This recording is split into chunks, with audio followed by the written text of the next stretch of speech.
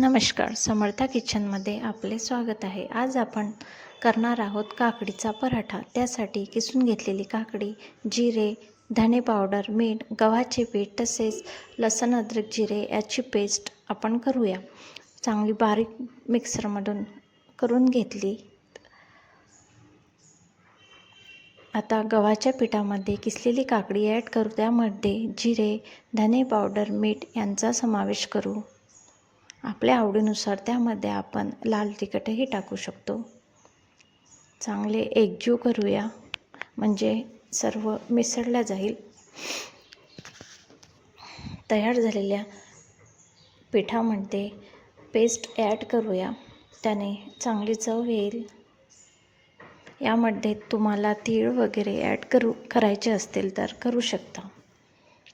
आपला काकडीचा पीठ मळून झालेले आहे। काकडीचा पराठा करण्यायोग्य पराठा करायला घेऊया। थालीपीठ जशी करतो तशीच आपल्याला करायचं आहे। काकडीचा पराठा हा सकाळचा नाश्ता म्हणून सुद्धा करू शकतो। त्याला आपल्या आवडीनुसार आपण आकार देऊ शकतो। पराठा छान असा आकार घेत आहे। गरम झालेल्या तव्यावर पराठ्याला टाकूया।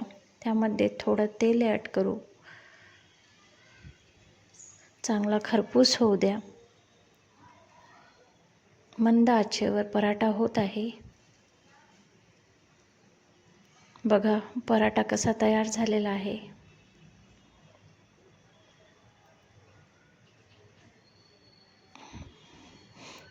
समर्था किचनचे व्हिडिओ आवडल्यास लाईक, शेअर, सबस्क्राईब करायला विसरू नका। आपली पराठ्याची प्लेट तयार झालेली आहे।